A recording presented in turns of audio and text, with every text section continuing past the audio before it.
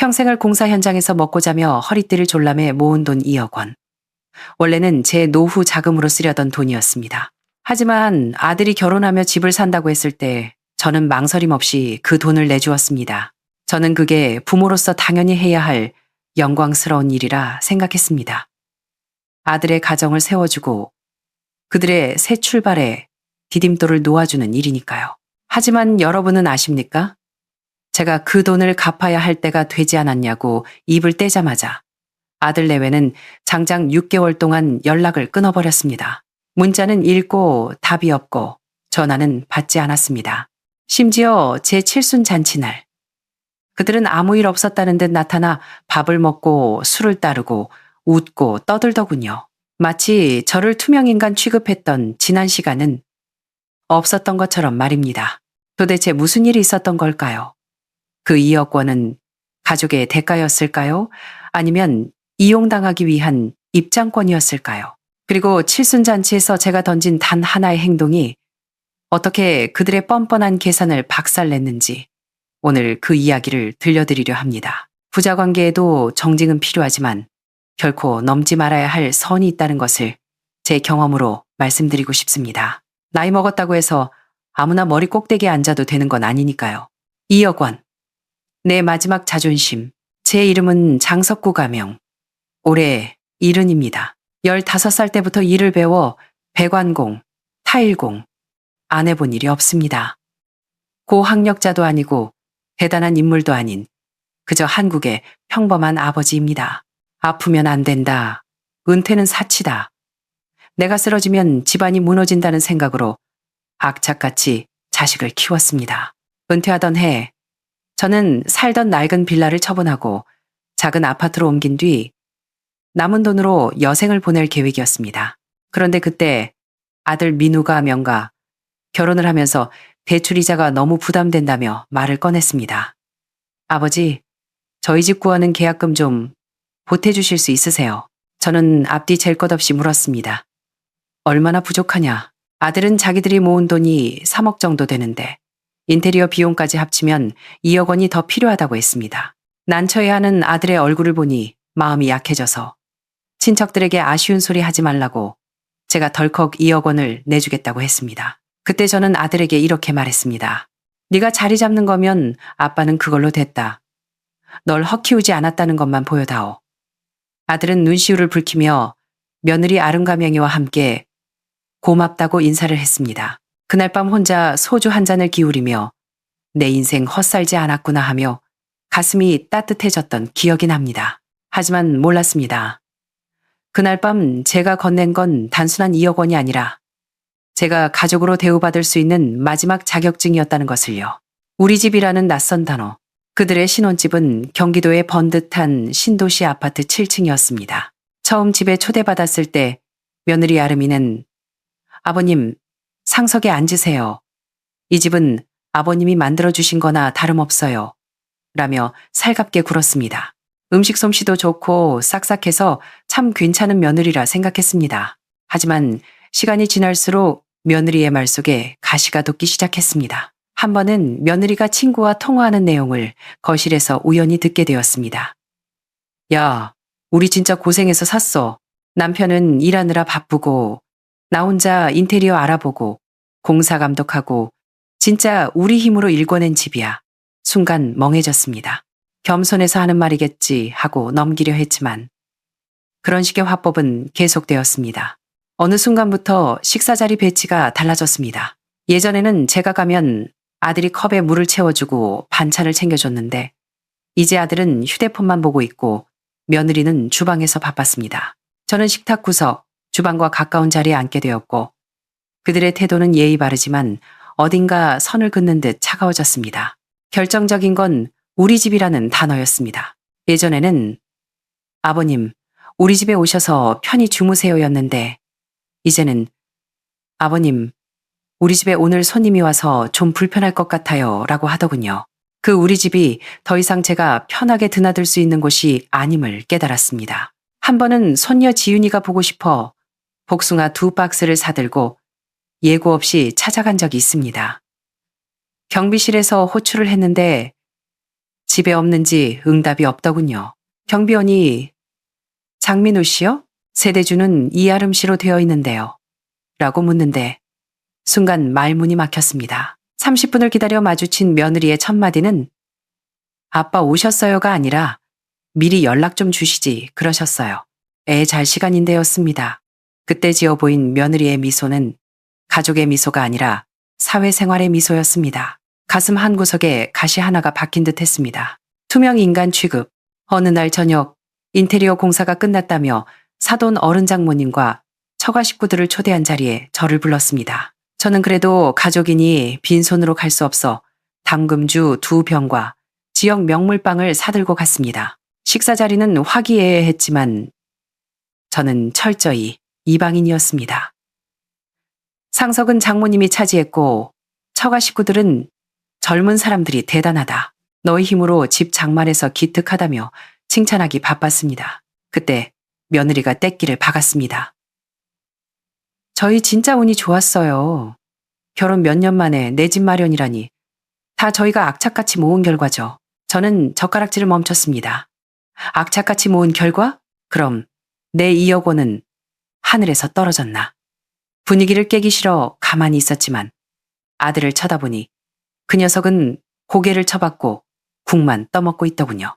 제가 넌지시 요즘 젊은 사람들 능력 좋네. 부모 도움 없이도 척척하고 라고 뼈있는 농담을 던졌지만 며느리는 못 들은 척 화제를 돌렸습니다. 참 엄마 저기 아트월 진짜 예쁘게 됐죠. 다음에 엄마 내 구축 아파트랑 비교하면 차이 확 날 거야. 너희네 구축 아파트라는 말. 그 말 속에서 우리 집과 남의 집이 철저히 구분되는 게 느껴졌습니다. 그 돈 그냥 주신 거 아니에요. 몇 주 뒤 추석 연휴 때였습니다. 성묘를 다녀오는 길에 아들네 들러 저녁을 먹게 되었습니다. 갈비찜에 잡채까지 상은 푸짐했지만 밥을 먹던 중 아들이 불쑥 말을 꺼냈습니다. 아버지, 요즘 저희가 대출 이자 때문에 좀 빠듯해서요. 아버지 쪽은 생활비 괜찮으세요? 저를 걱정해서 묻는 게 아니라 돈을 더 달라는 건지 아니면 밑밥을 까는 건지 느낌이 쎄했습니다. 나야 뭐 혼자 사는데 돈 쓸 일 있냐? 아껴 쓰면 된다 라고 답하자 며느리가 기다렸다는 듯 입을 열었습니다. 아버님, 사실 그 2억 원 말인데요. 너무 마음에 담아두지 마세요. 아버님이 그때 집 사는 거 도와주신다고 저희 자리 잡으라고 주신 거잖아요. 주변에서도 부모님이 집값 보태주는 건 당연한 거라고 하더라고요. 아버님도 너희 잘 사는 게 효도다라고 하셨고요. 기억하시죠? 순간 머리가 멍해졌습니다. 그래서 지금 그 2억 원은 내가 그냥 준 거니까 갚을 필요 없다는 얘기냐. 며느리는 태연하게 웃으며 말했습니다. 아니, 못 갚는다는 게 아니라요. 저희가 지금 여유가 없잖아요. 아버님은 급전 필요하신 것도 아니고 나중에 저희가 효도 더 많이 하면 되죠. 가족끼리 돈 얘기 너무 따지면 의상하잖아요. 의가 상한다? 돈을 빌려놓고 갚으라니까. 의가 상한다고? 저는 끓어오르는 화를 누르고 말했습니다. 됐다. 예전에 약속한 대로만 해라. 그날 집으로 돌아와 밤새 잠을 못 이뤘습니다. TV 장식장 아래 깊숙이 보관해둔 붉은 천 속의 서류를 꺼내보았습니다. 차용증, 며느리의 필체로 또렷하게 적힌 날짜, 금액, 서명, 3년 내 상환, 이자는 별도 협의. 이 종이 한 장이 있는데도 그들은 저를 기억력 나쁜 노인 취급하려 했습니다. 6개월의 침묵. 그날 이후 저는 기다렸습니다. 그들이 양심의 가책을 느끼고 먼저 연락해 오기를. 하지만 돌아온 건 철저한 침묵이었습니다. 전화를 해도 안 받고 문자를 보내도 읽음 표시는 뜨는데 답이 없었습니다. 손녀 생일 선물을 샀다고 문자를 보내도 무시당했습니다. 제가 아파서 병원에 입원했다가 퇴원하던 날에도 그들은 오지 않았습니다. 장장 6개월. 그들은 저를 돈 다 빼먹고 나니 귀찮아진 짐짝 취급을 했습니다. 저는 깨달았습니다. 이건 오해가 아니라 치밀하게 계획된 손절이라는 것을요. 저는 차용증 뒤에 하얀 종이를 덧대어 8글자를 적었습니다. 신의 부재, 신이 부자에, 친부려리, 친부르리 핏줄이 이익만 못하다, 칠순잔치, 그리고 심판. 제 칠순잔치는 딸 지은이가 마련해 주었습니다. 아들 내외도 참석했습니다. 6개월 만에 보는 얼굴들이었죠. 그들은 뻔뻔하게 웃으며 아버님, 생신 축하드려요 라며 봉투를 내밀었습니다. 그 눈빛엔 미안함이라곤 조금도 없었습니다. 식사 도중 며느리가 또다시 친척들에게 큰 소리를 쳤습니다. 저희 집 살 때 아버님이 축복금으로 보태주신 덕분에 힘이 났어요. 원래 부모님이 자식 결혼할 때 그 정도는 해주시잖아요. 주변 친척들이 장영감 자식한테 통 크게 쐈네 하며 분위기를 띄웠습니다. 며느리는 제가 늙어서 기억이 오락가락한다는 프레임을 씌워 그 돈을 증여로 확정 지으려 하고 있었습니다. 아들은 옆에서 묵묵히 밥만 먹고 있었고요. 저는 수저를 내려놓고 품에서 서류 봉투를 꺼냈습니다.